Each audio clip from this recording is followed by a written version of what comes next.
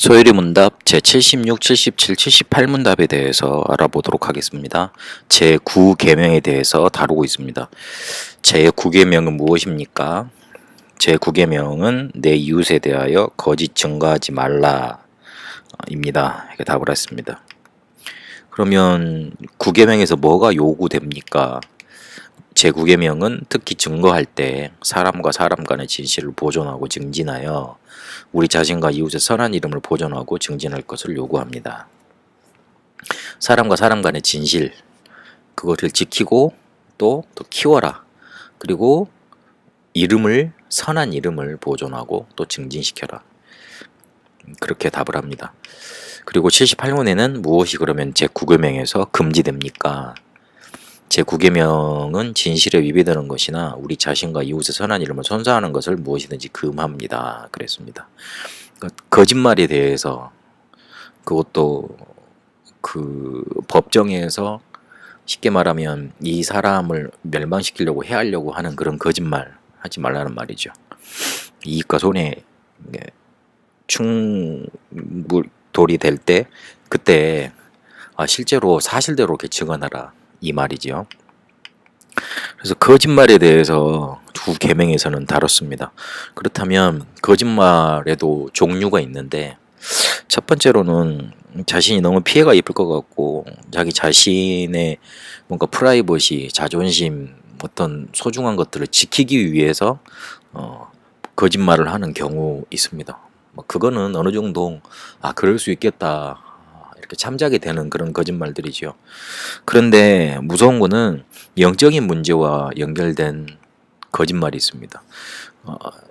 뒤에 다루겠습니다만 그 뿌리가 사단이기 때문에 사단이 곧 마귀가 곧 거짓말의 아비 사기꾼의 시초이기 때문에 자꾸 거짓말을 하다 보면 잡힙니다.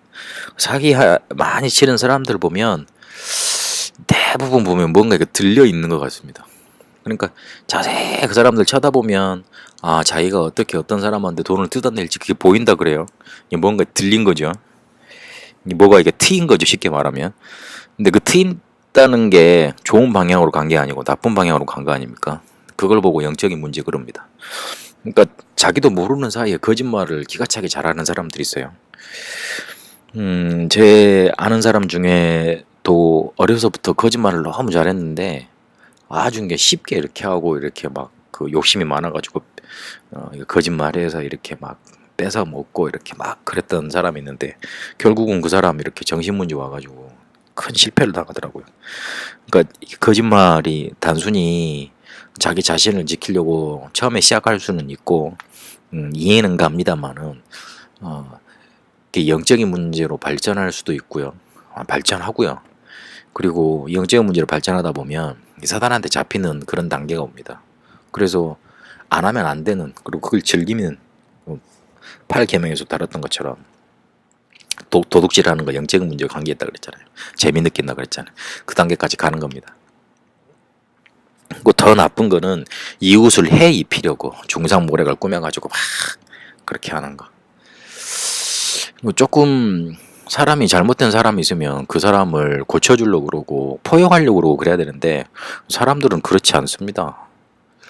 잘 생각해 봐야 됩니다. 우리 주변에도 특히 교회에도 영적인 문제 있는 사람이나 조금 나약한 사람이 오면 그 사람이 좀 이렇게 말도 실수할 수 있고 그럴 수 있잖아요. 그런데 대부분 그런 사람 교회 오는 거 싫어해요. 사람의 심리가 다 그렇거든요.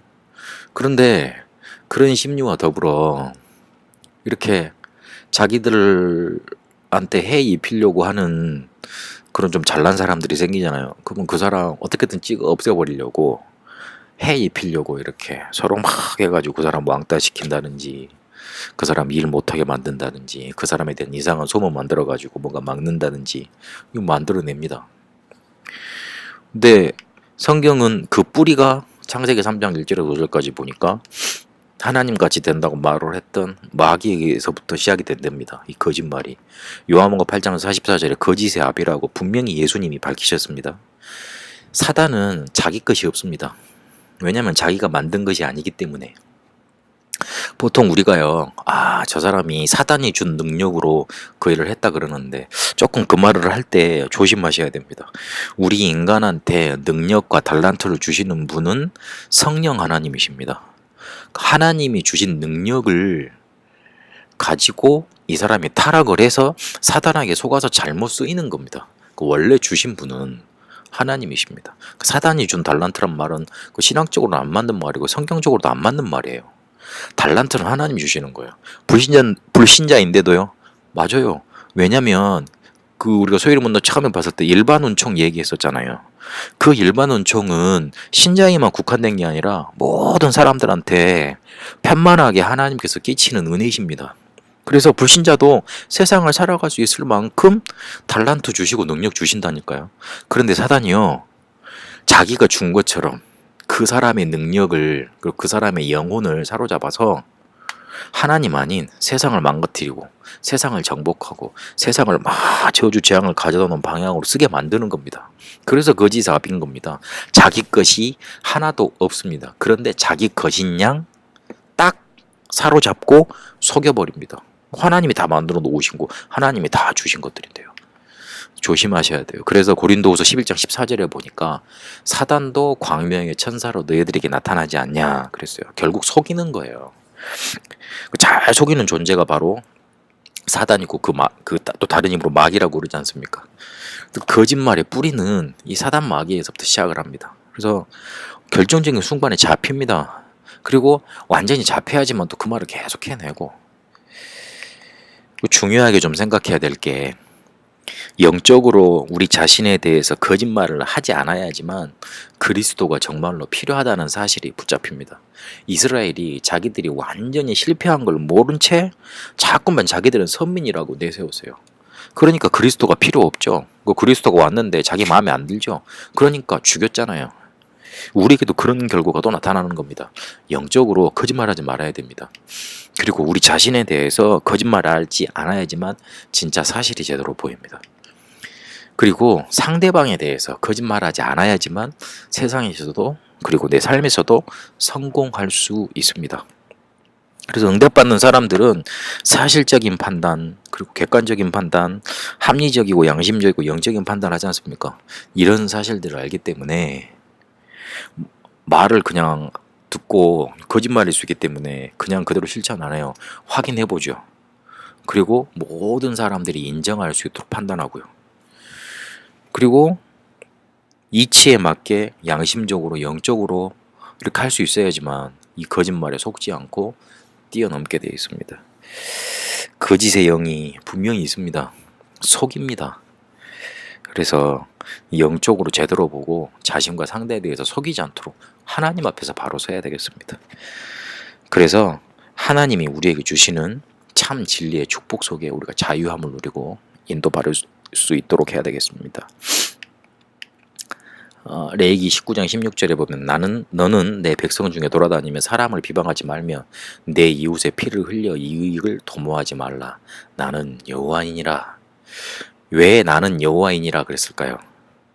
니들이 그렇게 안 하고 살아도 나는 충분히 너희를 축복해서 살 수 있도록 만들 수 있다. 그걸 알리시는 거예요. 거짓말을 해서 우리가 벌어먹고 살아야 된다면 그 사람은 실패한 거잖아요. 근데 하나님이 우리에게 주신 축복이 엄청나지 않습니까? 그래서 하나님 앞에, 여러분 자신 앞에, 세상과 사단 앞에 딱 진리 가지고 진실되게 서는 축복이 있게 되시길 바랍니다. 살아계신 하나님, 우리와 우리 후대들이 거짓의 영에 사로잡히지 아니하고 영적으로 하나님 앞에, 우리 자신 앞에, 사람들 앞에, 세상 앞에, 사단 앞에 진리 가지고 언약 잡고 진실되게 서게 하여 주옵소서. 그래서 거짓말하지 않아도 참 진리만 붙잡고도 세상을 이기고 승리하는 축복 누리게 하여 주옵소서. 나는 여호와니라 말씀하신 그 언약의 말씀 붙잡고 하나님이 주신 진리의 언약 붙잡고 승리케 하여 주옵소서. 살아계신 우리 주 예수 그리스도 이름으로 기도합니다. 아멘.